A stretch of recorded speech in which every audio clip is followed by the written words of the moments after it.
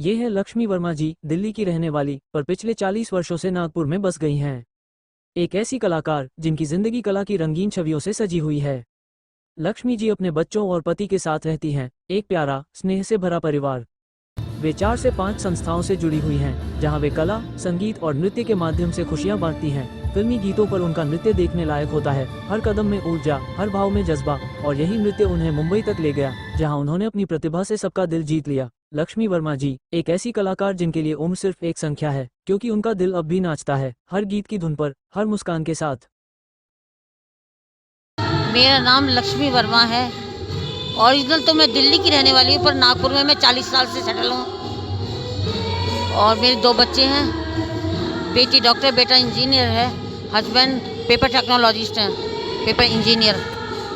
और बच्चों की शादी के बाद में 23 साल से मैं डांस में आ गई हूँ। डांस में इसलिए आई मैं, लोगों का घुटने का दर्द सुन करके मैं डर गई थी। तो मैंने सोचा कि क्यों ना मैं डांस ही करना शुरू कर दूँ, शायद कभी घुटने की तकलीफ ना हो जाए आगे चल के। लेकिन उससे वही हुआ, मुझे आराम है, मुझे भगवान के लिए कोई तकलीफ़ नहीं है, ना घुटने की ना पैर की, कोई तकलीफ़ नहीं है मुझे। और मैं डांस भी अच्छे से कर लेती हूँ।